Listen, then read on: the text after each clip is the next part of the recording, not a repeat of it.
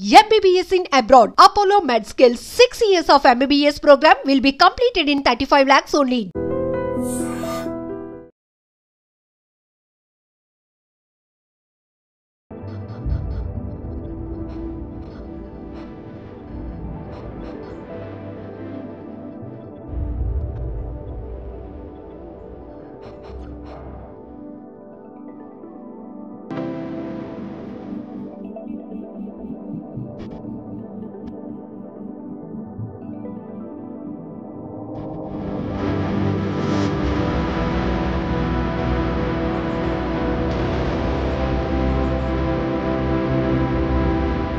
Welcome to iDream. Ahmedabad లో విమాన ప్రమాదం జరిగింది. ఆ ప్రమాదంలో చనిపోయిన వాళ్ళని వాళ్ళ బంధువులకి డెడ్ బాడీలు ఇవ్వడానికి డిఎన్ఏ టెస్ట్ తప్పనిసరి అంటూ పోలీసులు నిర్ణయించారు. అయితే ఈ డిఎన్ఏ చేయడం అనేది పెద్ద టాస్క్ గా మారింది అహ్మదాబాద్ పోలీసులు. ఎందుకంటే 1-2 కావు, దాదాపు 200 పైన ఉన్న డెడ్ బాడీల్ని అందులో డిఎన్ఏ గుర్తించి వాళ్ళ బంధువులకి అప్పచెప్పడం అనేది పెద్ద టాస్క్. అయితే హాస్పిటల్లో చనిపోయిన వాళ్ళైతే కొంచెం గుర్తించవచ్చు, కానీ విమాన ప్రమాదంలో చనిపోయిన పూర్తిగా కాలి బూడిదైపోయారు కాబట్టి వాళ్ళని ఎలా డిఎన్ఏ చేయాలి? ఆ కాలి బూడిదైన డెడ్ బాడీలో డిఎన్ఏ వస్తుందా రాదా? ఒకవేళ వచ్చిన తర్వాత ఏ విధంగా గుర్తించాలి? ఒక డిఎన్ఏ ప్రొఫైల్ తయారవడానికి ఎన్ని గంటల సమయం పడుతుంది? ఇదంతా చేయడానికి ఏ విధంగా చేస్తారు? ఇప్పుడు అహ్మదాబాద్ లో దాదాపు 200 మంది పైగా చేయాలి కాబట్టి అన్ని శాంపిల్స్ ఉంటాయా లేవా, అన్ని కిట్స్ ఉంటాయా లేవా అనే విషయాన్ని మనతో మాట్లాడడానికి తెలంగాణ ఎఫ్ఎస్ఎల్ గతంలో డైరెక్టర్ గా పనిచేసి ప్రస్తుతం పూణేలో అడ్వైజర్ గా ఉన్న శారదా అవధాని గారు ఉన్నారు. డైరెక్టర్ గా పనిచేసిన శారదా అవధాని గారు, ఆవిడ చాలా ప్రొఫైల్ చేశారు కాబట్టి చాలా lot of experience Telangana government లో, అంటే కంబైన్డ్ ఏపీలో కూడా ఉంది కాబట్టి ఈ టాస్క్ ని ఎలా కంప్లీట్ చేయాలి, ఈ టాస్క్ ఏ విధంగా చేయాలి, ఎన్ని కిట్స్ ఉంటాయి, అసలు డిఎన్ఏ ప్రొఫైల్ చేయడానికి ఎన్ని గంటల సమయం పడుతున్న విషయాన్ని మేడం నేను తెలుసుకుందాం. మేడం నమస్తే. మేడం నమస్తే అండి. మేడం, గతంలో మీరు తెలంగాణ ఎఫ్ఎస్ఎల్ ఉన్నప్పుడు మీకు మహబూబ్ నగర్ బస్ యాక్సిడెంట్ కానీ ఇటువన్నీ చేసిన అనుభవం మీకు ఉంది. ఇప్పుడు మన గుజరాత్ లో చూస్తుంటే ఇంత పెద్ద యాక్సిడెంట్ దాదాపు మన చరిత్రలో కూడా ఎక్కడ లేదు. ఇప్పుడు హాస్పిటల్ మీద, మెడికల్ కాలేజ్ మీద ఫ్లైట్ ల్యాండ్ అయింది కాబట్టి ఆ బాడీ నుంచి కొంత ఐడెంటిఫై చేయొచ్చు, కానీ అక్కడ కూడా కష్టం అవుతుంది. కానీ కంప్లీట్ గా కాలి బూడిదైపోయిన మృతదేహం నుండి డిఎన్ఏ ఎలా తీస్తారు? ఒక డిఎన్ఏ ప్రొఫైల్ తయారు చేయడానికి, అంటే ప్రొఫైల్ రావడానికి ఎన్ని గంటల సమయం పడుతుంది?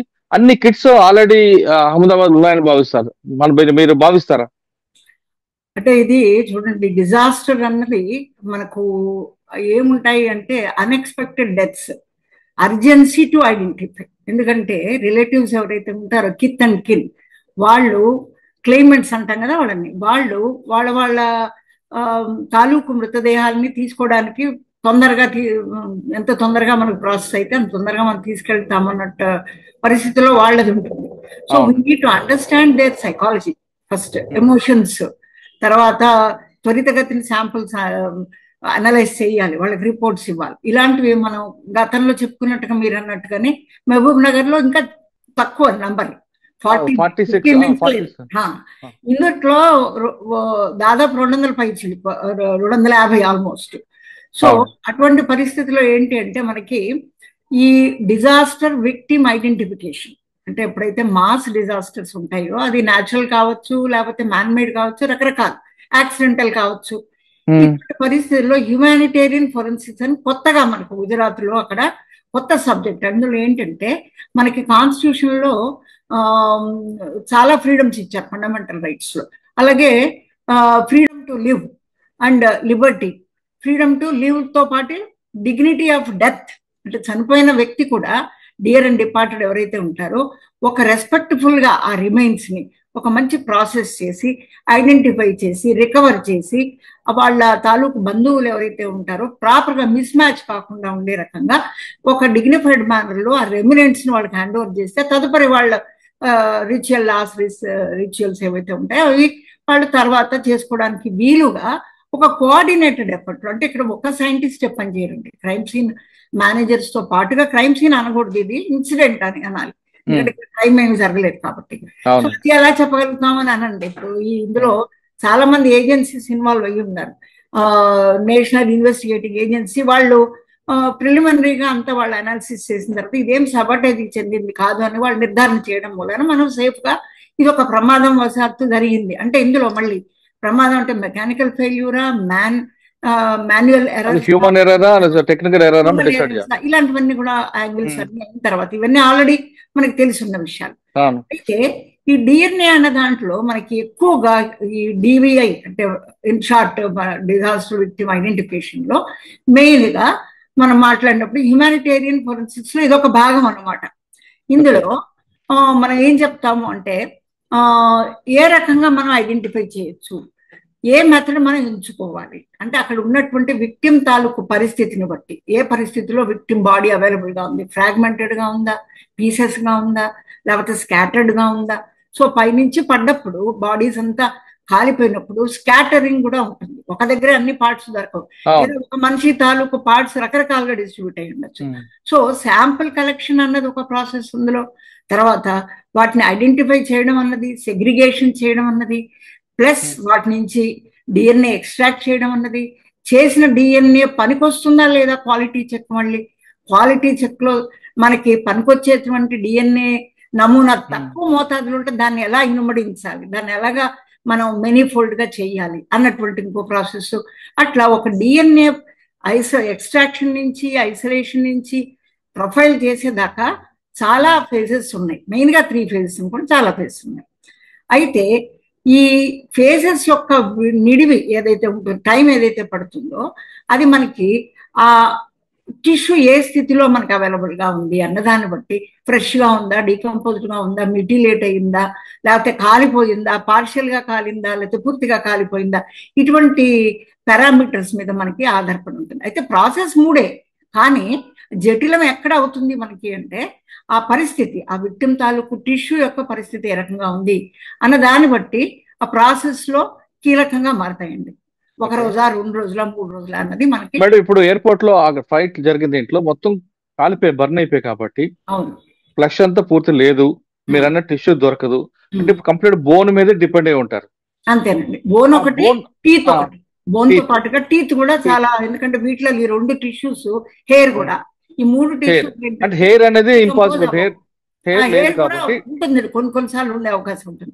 ఎలాగైతే మనిషి బయటపడ్డారుగా ఒక అతను, అలాగే కొన్ని శాంపుల్స్ లో దొరకచ్చు హెయిర్ కూడా. కాదు మేడం, పూర్తిగా బర్న్ అయిపోయిన బాడీలో ఏ విధంగా అంటే మీరు చెప్తున్నట్లుగా ఫ్లష్ లేదు కాబట్టి టిష్యూ ఎక్కడి నుంచి దొరుకుతుంది? ఇప్పుడు డిఎన్ఏ అనేది తీయడానికి బ్లడ్ శాంపిల్, టీత్ అన్నారు, లేదా బోన్ జాయింట్ పాయింట్ అంటున్నారు, లేదా హెయిర్ కూడా కాలిపోయింది అనుకోండి, ఆ టీత్ నుంచి తీస్తారు ఒకటి, కానీ ఆ టీత్ ఆ బాడీకి హెడ్ ఆ బాడీకి జాయింట్ గా కూడా లేవు, కొన్ని హెడ్స్ కూడా సెపరేట్ అయిపోయి బాడీకి టీత్ పీస్ అయిపోయి, మరి అప్పుడు ఎలాగా దాన్ని ఐడెంటిఫై చేస్తారండి? అందుకనేనండి, ఎందుకంటే ఆ ఏరియా ఎంతవరకు మేర మనం ఎగ్జామిన్ చేయాలన్నది నంబర్. ఇప్పుడు ఇక్కడ మేనిఫెస్టోలో ఉండే, బోయింగ్ లో ఉండే వాళ్లే కాకుండా కింద పడ్డప్పుడు, ఆ మెస్ లో పడ్డప్పుడు, ఆర్జే మెడికల్ కాలేజ్ అక్కడ మెస్ లో పడ్డప్పుడు అక్కడ మనుషులు కూడా చనిపోయారు, ఒక 40 మంది మాటగా. సో అందుకని వాళ్ళు ఎవరెవరు అన్నది మనకి తెలుసు, మేనిఫెస్టోలో ఎంతమంది ఎక్కారన్నది తెలుసు, కానీ ఎవరి పార్ట్ ఎవరిది అన్నది తెలియదు. అందుకని మనం ఏం చేస్తామంటే, క్లెయిమెంట్స్ ఉంటారు కదా, ఎవరైతే బాడీ తాలూకు కిత్ అండ్ కిన్ రిలేటివ్స్ ఉంటారో వాళ్ళు క్లెయిమెంట్స్ అంటాం, వాళ్ళు క్లెయిమ్ చేయడానికి వస్తారు. మనం ఏం చేస్తామంటే 2 రకాల శాంపుల్స్ వాళ్ళ దగ్గర అడుగుతాం. ఒకటి ఏంటంటే యాంటీమార్టం రికార్డ్స్, అంటే వాళ్ళు వాడినటువంటి బ్రష్ కానీ, వాళ్ళ పర్సనల్ బిలాంగింగ్స్ కానీ, ఇతరత్ర వాళ్ళు క్లోజ్ గా వాళ్ళు వాడేటువంటి వస్తువుల మీద కూడా డిఎన్ఏ ఎక్కువగా ఉండేటువంటి అవకాశం ఉంటుంది కాబట్టి అవి యాంటీమార్టం రికార్డ్స్. అలాగే అవన్నీ కూడా వాళ్ళు క్యారీ చేస్తుంటారు కదా, ఎవరండి? చనిపోయిన వ్యక్తులు ఆల్రెడీ క్యారీ చేస్తారు. యాంటీమార్టం రికార్డ్స్ లో ఇప్పుడు డెంటిస్ట్ దగ్గరికి వెళ్ళారనుకోండి, ఏ బంగారు పన్ను పెట్టారు, లేదా ఫాల్స్ డెంటేషన్ పెట్టారు, ఇంకేదో ఇంప్లాంట్ పెట్టారు, లేకపోతే ప్రాస్థెస్ పెట్టారు కాళ్ళల్లో. సో వాటి తాలూకు ఒక యూనిక్ నంబర్ ఉంటుందండి. ఎవరైతే సర్జన్ ఇంప్లాంట్ చేస్తారో వాళ్ళ పేషెంట్ తాలూకు డీటెయిల్స్ అన్ని రాసుకుని ఉంటారు. సో పేషెంట్ రికార్డ్ లో అది కంపల్సరీగా ఉంటుంది. సో వాళ్ళు ప్రిజర్వ్ చేసి ఆ రికార్డ్స్ ఉంటే కనుక మనకి అది చాలా ఉపయోగంగా ఉంటుంది మనకి. దాని నుంచి ప్రొఫైల్ తీయొచ్చు. ఆ యూనిక్ నెంబర్ ఇక్కడ దీంట్లో ఉన్నదనుకోండి, అదే నెంబర్ ఇంప్లాంట్ తొందరగా పోవు కదా, మెటల్ కాబట్టి అంత తొందరగా పాడవు. సో ఈ పోస్ట్ మార్టం రికార్డ్స్ ని యాంటీమార్టం రికార్డ్స్, వాళ్ళు తెచ్చిన బంధువులు తెచ్చిన యాంటీమార్టం రికార్డ్స్ నుంచి తీసినటువంటి నంబరింగ్, అవి యూనిక్ నంబర్స్, అవి మనం ఐడెంటిఫై చేసి మనం ఒక రకంగా ఐడెంటిఫికేషన్ ఎస్టాబ్లిష్ చేయొచ్చు. అలాగే ఈ బోన్స్ లో ప్రాస్థెసిస్ అలాంటివి ఏమన్నా ఉంటే అవి కూడా యాంటీమార్టం రికార్డ్స్. అలాగే ఈ బ్రష్ వాడిన దాంట్లో వాళ్ళ టిష్యూ ఉంటుంది, రెగ్యులర్ గా వాడడం వల్ల ఆ టిష్యూ డిపాజిట్స్ అయితే మజిల్, అది మనకు కనబడగానే కంటికి ఉంటాయి అవి. సో వాటిని ద్వారా డిఎన్ఏ తీయడం ద్వారా అవి యాంటీమార్టం అవుతాయి. సో దాంతో మ్యాచ్ అయింది అనుకోండి ఒక ఫ్రాగ్మెంట్ తో, వాటి తాలూకు బృందం అని తెలిసిపోతుంది కదా. ఆ రకంగా యాంటీమార్టం రికార్డ్స్ అనేవి మనకి చాలా ఇంపార్టెంట్. యాంటీమార్టం కాకుండా ఏమండి యాంటీమార్టం అనేది దొరకలేదు అనుకోండి, అప్పుడు యాంటీమార్టం దొరకకపోతే ఇంక ఇతరత్ర వేరే మెథడ్స్ చూడాలి. ఎందుకంటే comparison after all at the end of the day DNA ద్వారా ఎస్టాబ్లిష్ చేయడము ఐడెంటిటీ అంతే మ్యాచింగ్. అంటే ఉన్న పోస్ట్ మార్టంవి మనకు అందుబాటులో ఇప్పుడు బంధువులు ఉంటారు, ఫర్ ఎగ్జాంపుల్ బంధువులు ఉంటారు, క్లైమేట్స్ ఉంటారు, ఫలానా వాళ్ళు డిస్క్రిప్షన్ ఇస్తారు, బట్టలు కానీ జ్యువెలరీ కానీ ఏదన్నా అనుకోండి. సో వాళ్ళ శాంపిల్స్ తీసుకుంటాం కదా మనం. వాళ్ళ బంధువులు అయితే కరెక్ట్ గా డిఎన్ఏ మ్యాచ్ అవ్వాలి. తల్లిదండ్రులు అనుకోండి, half of the chromosomes from father, half of the chromosomes from mother, కాబట్టి అది ఫుల్ గా ఎస్టాబ్లిష్ అయింది అనుకోండి వాళ్ళలో ఉండేటువంటి ప్యాటర్న్ మొత్తము. So we can say that they it is their son or their daughter or their kid. అది okay madam. ఇప్పుడు మీరు అన్నట్లుగా అలా దొరకలేదు అనుకోండి, టీత్ లోంచి ఏ విధంగా తీస్తారు? టీత్ లో బ్రేక్ చేసి తీస్తారా లోపల ఉన్నది? దాంట్లో డెంటల్ పల్ప్ అంటారు, టూత్ లో ఉన్నది డెంటల్ పల్ప్, అలాగే బోన్ లో ఉన్నది మ్యారో అంటారు. సో అట్లా లోపలగా డ్రిల్ చేసి, లేదా ఇక్కడ డ్రిల్ చేసే అవకాశం లేదు ఎందుకంటే ఫ్రాగ్మెంట్స్ గా ఉంటాయి కాబట్టి, ఉన్నంతలోనే మనం మ్యారో కానీ పైన ఉండే టిష్యూస్ కానీ తీసుకుని వాటి నుంచి డిఎన్ఏ ఎక్స్ట్రాక్షన్ చేసి ఐసోలేట్ చేసి వాటిని మనం మ్యాపింగ్ చేసేటువంటి పద్ధతిలో చేస్తాం. అంటే డిఎన్ఏ అంతా ముందే చేసుకుని పెట్టుకుని ఉండాలి. బంధువులు వచ్చిన వెంటనే వాళ్ళ బ్లడ్ తీసుకుని ఇవి దేంతో మ్యాచ్ అవుతుంది అన్న విధంగా మనం ఎగ్జాక్ట్ గా మనం మహబూబ్నగర్ లో చేసినట్టుగా. అవునండి మేడం. ఇప్పుడు టీత్ లో కానీ లేదా మీరు చెప్తున్న మ్యారో కానీ తీసిన తర్వాత డిఎన్ఏ ప్రొఫైల్ రావడానికి ఎన్ని గంటలు పడుతుంది? ఇది చూడండి, నేను ఇందాకే చెప్పినట్టుగా విక్టిమ్ తాలూకు టిష్యూని బట్టి ఉంటుందండి. ఎందుకంటే అదే పనిగా ఇట్లాంటి కేసుల్లో కొంచెం మనకి ఇంపార్టెన్స్, నేషనల్ ఇంపార్టెన్స్ సంతరించుకున్నటువంటి కేసులు ఏం చేస్తారంటే మనుషులు తక్కువగా ఉంటారు. అందుకనే మీరు చూడండి, సూరత్ నుంచి ఇతరత్ర వేరే ల్యాబ్స్ నుంచి కూడా మనం మనుషులు పిలిపించాం. అలాగే డిఎన్ఏ కిట్స్ ఎలాగైనా ఇస్తారు, ఎందుకంటే గవర్నమెంట్ యొక్క ప్రెస్టేజ్ కాబట్టి తొందరగా ఐడెంటిఫై చేయాలి కాబట్టి డిఎన్ఏ కిట్స్ కూడా ప్రాబ్లం లేదు, రిసోర్స్ ప్రాబ్లం లేదు, మనీ ప్రాబ్లం లేదు. సో కిట్స్ కూడా మీకు వచ్చేస్తాయి అన్ని కావాల్సి అన్ని. ఇప్పుడు మ్యాన్ పవర్ ఎలా వచ్చిందంటే నేను చెప్పాను, రకరకాల ఎఫ్ఎస్ఎల్స్ నుంచి కూడా చాలా. ఇది కాకుండా యూనివర్సిటీ కూడా ఉంది అహ్మదాబాద్, ఎన్ఎఫ్ఎస్యు, వాళ్ళు కూడా నిపుణులు ఉన్నారు అక్కడ, వాళ్ళని కూడా రంగంలోకి ప్రవేశపెట్టారు ఇప్పుడు. సో రిసోర్స్ ప్రాబ్లం లేదు తొందరగా. అది కాకుండా ఇప్పుడు ఒక ఎముక దొరికింది అనుకోండి, దాన్ని 3 పార్ట్స్ గా చేస్తారు, 3 పార్ట్స్ చేసి 3 బ్యాచ్లకు ఇస్తారు. ఫస్ట్ డే మొదలు పెట్టదు, సెకండ్ పార్ట్ రెండో గ్రూప్ రెండో రోజు నుంచి మొదలు పెడతారు. ఎందుకంటే ఫస్ట్ బ్యాచ్ లో రాలేదనుకోండి రిజల్ట్, రెండో బ్యాచ్ ప్రాసెస్ చేసిన దాంట్లో తప్పకుండా రావచ్చు. అందుకని 3 టీమ్స్ ఒకే ఐటమ్ మీద వాళ్ళు చేస్తారు, అంటే కాంకరెన్స్ ఆఫ్ రిజల్ట్స్ గురించి. సో 3 కంకరెంట్ గా వచ్చాయనుకోండి, ఇది విధంగా ఖచ్చితంగా మనం ఈ బాడీ పార్ట్ ఫలానా వ్యక్తికి చెందింది అనేటువంటిది మనం ఖచ్చితంగా చెప్పడానికి అవకాశం. ఆ టైం బాండ్ ఎంత ఉంటుందండి? 24 hours ఉంటుందా, 48 hours, 76 hours? అంటే మనకి ప్రాసెస్ కి ఇప్పుడు తొందరగా పద్ధతులు వచ్చాయి అనుకోండి, పీసీఆర్ కానీ సైమల్టేనియస్ గా పట్టొచ్చు, 24 to 48 hours లో ఇచ్చేయచ్చండి. ఓకే, ఒక డిఎన్ఏ ఫ్రేమ్ వచ్చింది అనుకోండి, బంధువులు కూడా వచ్చి ఉండాలి, ఆ క్లైమేట్స్ కూడా వచ్చి ఉండాలి, వాళ్ళు రాలేదనుకోండి కంపారిజన్ కి లేదు. కాదు మేడం, నా క్వశ్చన్ అది కాదు. డిసీజ్డ్ ది మనకు డిఎన్ఏ ప్రొఫైల్ రావడానికి 48 hours పడుతుందా, 76 hours పడుతుందా? 48 hours పడుతుంది. 48 hours లో ఆయన ఒక ప్రొఫైల్ వస్తుంది, దాన్ని మనం ఎవరు క్లైమ్ చేస్తున్నారో వాళ్ళతో మ్యాచ్ చేయాలి. సో అట్లా మనం మామూలుగా ఏం చేస్తామంటే ప్రొఫైలింగ్ చేసేసి అట్ట పెట్టుకుంటాం, వెయిట్ చేయమన్నమాట. ఎవరెవరు క్లైమ్ వస్తే వాళ్ళ శాంపిల్స్ తీసుకుని ఎవరు క్లైమ్ చేశారో వాళ్ళది డిఎన్ఏ తీయడానికి మళ్ళీ ఒక 48 hours. వాళ్ళది ఇంకా తక్కువ టైం పట్టచ్చు, ఎందుకంటే డైరెక్ట్ శాంపిల్స్ కాదు, ఫ్రెష్ శాంపిల్స్ అంత టైం ఒక 24 hours పట్టచ్చు. 24 hours లో చేయొచ్చు. ఆ విధంగా వచ్చిన తర్వాత దాన్ని మ్యాచ్ చేసి ఏ గ్రూప్ బి గ్రూప్ అనేది మీరు ఏ గ్రూప్ బి గ్రూప్ చేయమండి, దీంట్లో డైరెక్ట్ గా డిఎన్ఏ. ఓకే, డైరెక్ట్ డిఎన్ఏ చేసి హ్యాండ్ ఓవర్ చేస్తారు.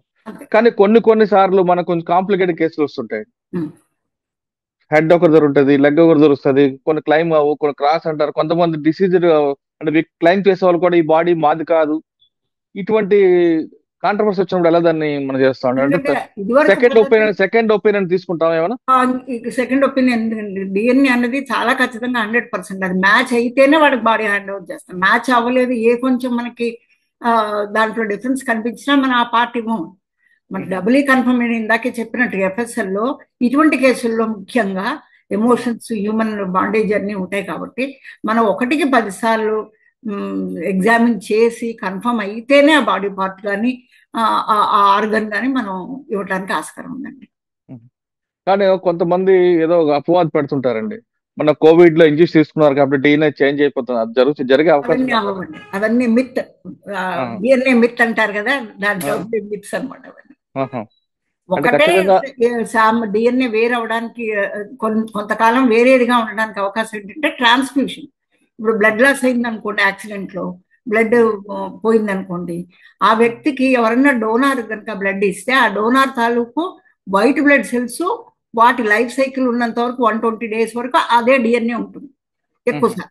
ఆ 120 days తర్వాత మళ్ళీ రీప్లేస్ అవుతుంది. ఫస్ట్ జీన్స్ ఎక్కడ ఉందో అక్కడి నుంచి వస్తుంది, ఆ డిఎన్ఏ ఉంటుంది 120 days మాత్రం, ఎందుకంటే life cycle off white cells 120 days కాబట్టి. అటువంటి వ్యక్తిని ఏమంటామంటే ఓ 3-4 నెలల తర్వాత నువ్వు ట్రాన్స్ఫ్యూజ్ అయ్యావా లేదా అని అడుగుతాం. ఆ ట్రాన్స్ఫ్యూజన్ అయిందండి అని చెప్పండి అనుకోండి, అప్పుడు ఏం చేస్తామంటే మనం ఆ బ్లడ్ తో పాటు హెయిర్ శాంపుల్స్ అవి కూడా మనిషి ఉంటే అవి కూడా తీసుకుంటాం, ఎందుకంటే ఒకవేళ అబద్ధం చెప్పినా కూడా దాంట్లో తీసుకుంటాం. ఓకే మేడం, ఇప్పుడు ఈ కేసు మహమ్మదాబాద్ కేసులో ఎన్ని రోజులు పట్టొచ్చండి? ఇప్పుడు దాదాపు 120 members వరకు అయినట్లుంది, ఇంకా చాలా మంది ఉన్నారు. అంటే ఇప్పుడు క్లైమెంట్స్ ఉన్నారా లేదా అన్న దాన్ని బట్టి కూడా ఉంటుందండి. వీళ్ళు ఉన్న శాంపిల్స్ ప్రొఫైల్ చేయడం ఎంతోసేపు పట్టదు, కానీ ఆ క్లైమెంట్ వస్తే వాళ్ళది తీసుకుని మ్యాచ్ దేంతో అవుతుందో చూసి ఈ ప్రాసెస్ టైం పడుతుంది తప్పించి, ప్రొసీజరల్ ప్రకారం ఆ ప్రాసెస్ చేయడానికి ఫ్రెష్ శాంపిల్స్ అయితే 48 hours, ఇంకా కొంత జటిలంగా ఉంటే దానికి 72 hours కూడా పట్టొచ్చు. అంటే అంతవరకు ఎంత డిగ్రేడ్ అయింది అన్నదాన్ని, అంటే అంతవరకు మార్చి దగ్గర దీంట్లో మీడియాలో వాటి చెప్తున్నారు అవర్స్ టుగెదర్ వెయిట్ చేస్తున్నామండి. అట్లా వాళ్ళు శాంపుల్ ఇచ్చి వెళ్ళిపోవచ్చు అండి, వెయిట్ చేయక్కర్లా, మళ్ళీ తర్వాత రావచ్చు. ఎందుకంటే వెంటనే రావచ్చు అని మనం సింపుల్ చెప్తాం కానండి, ఒక వ్యక్తి చనిపోయి హాస్పిటల్ ఉంటే నా వ్యక్తి కోసం వాళ్ళు ఉండాల్సిందే కదా, ఇంట్లో మాత్రం ఉండలేరు కదండి వాళ్ళు. అవును ఉండలేరు, కానీ అక్కడ వెయిటింగ్ వీళ్ళకి కూడా ప్రెషర్ బిల్డ్ అవుతుంది కదండి. వాళ్ళు వెయిట్ చేసినా మనం చేసేది లేదు కదా, ప్రాసెస్ కి టైం పడుతుంది. అంటే మీకున్న ఎక్స్పీరియన్స్ ప్రకారం చెప్పండి మేడం, అహ్మదాబాద్ లో కరెక్ట్ గా అదే ప్రొసీజర్ జరుగుతుంది అంటారా? 100% అండి. ఇంకా వాళ్ళ దగ్గర ఇంకా సఫిస్టికేటెడ్ ఎక్విప్మెంట్ ఉంటాయి. ఎందుకంటే ఒక బ్యాచ్ లో కొన్నే, మనం ఆంధ్రాలో మిగతా చోట్ల చూస్తే కొన్నే శాంపుల్స్ చేయగలుగుతాం, కానీ వాళ్ళ దగ్గర ఉండేటువంటి కాలమ్స్ తర్వాత ఈ సీక్వెన్సెస్ ఎలా ఉంటాయంటే ఎక్కువ మోతాదులో మనం తరో పుట్ అంటారు, ఒకటేసారి మనం ఎక్కువ శాంపుల్స్ ప్రాసెస్ చేయడం వల్ల పర్ డే మనం చేసేటువంటి శాంపుల్ సంఖ్య పెరుగుతుంది, కాబట్టి తక్కువ రోజుల్లో మనం రిపోర్ట్స్ ఇచ్చేటువంటి అవకాశం ఎక్కువ ఉంటుంది. పైగా వాళ్ళు సైంటిస్ట్ అందరినీ కూడా మిగతా ఫెసిలిటీ రప్పించారు కాబట్టి అందరూ సైమల్టేనియస్ గా చేస్తుంటారు కాబట్టి వర్క్ లోడ్ తగ్గుతుంది కంపారిటివ్ గా, అప్పుడు వాళ్ళు చేయగలుగుతారు. సో బ్యాక్లాగ్స్ కి దీనికి సంబంధం లేదండి, బ్యాక్లాగ్స్ మాట ఎత్తారు, ఎందుకంటే ఇది నేషనల్ ఇంపార్టెన్స్ ఉన్న కేసు కాబట్టి బ్యాక్లాగ్స్ కొంచెం పక్కన పెట్టి ఎలాగో ఒక రోజులో బ్యాక్లాగ్స్ అన్ని పూర్తి కావు కాబట్టి ఆ డిఎన్ఏ కిట్స్ కూడా మనకి ప్రాబ్లం లేదు, ఎందుకంటే money is not an issue they. అందుకని త్వరితగతినే అవుతాయని మనం ఆశాజనకంగా ఉంది చెప్పడానికి. అహ్మదాబాద్ లో జరిగిన ప్రమాదం వెనక డిఎన్ఏ టెస్ట్ ద్వారా వాళ్ళ బాడీ ఐడెంటిఫై చేస్తాం కాబట్టి మేడం చెప్తున్నారు చాలా ఫాస్ట్ గా జరుగుతుంది. కాకపోతే ఆ డిఎన్ఏ దొరికిన పీస్ బట్టి టిష్యూ బట్టి లేట్ అవ్వచ్చు. అదేవిధంగా ఎవరు క్లైమ్ చేస్తున్నారో వాళ్ళ డిఎన్ఏ కూడా ప్రొఫైల్ చూసిన తర్వాత మ్యాచ్ అవుతుంది కాబట్టి కొన్ని గంటలు సమయం పడుతుంది, అంటే 1-2 రోజులు సమయం పట్టే అవకాశం ఉంటుంది. ఆ విధంగా చేయబట్టి ఖచ్చితంగా ఎవరు డెడ్ బాడీ ఎవరిదైనా ఐడెంటిఫై అవుతుంది. తొందరపడడం మాత్రాన అది జరిగే కార్యక్రమం కాదంటూ మేడం చెప్తున్నారు. దీనికి కొంతమంది బాధిత కుటుంబాలు కూడా కొంత ఓర్పుగా ఉంటే ఖచ్చితంగా వాళ్ళు ఎవరు చనిపోయారో ఎవరిని కోల్పోయారో వాళ్ళ మృతదేహం వాళ్ళకి అందుతుందంటూ మేడం ఆశాభావం వ్యక్తం చేస్తున్నారు. ఇది అహ్మదాబాద్ లో విమాన ప్రమాదంపై మృతుల డిఎన్ఏ విషయంపై శారదా అవధాని గారితో ఎక్సలెంట్ ఇంటర్వ్యూ. వచ్చే వారం మరో విషయంలో మళ్ళీ కలుద్దాం. అంతవరకు నమస్తే. Thank you madam, thank you very much. నమస్తే, థ్యాంక్ యూ.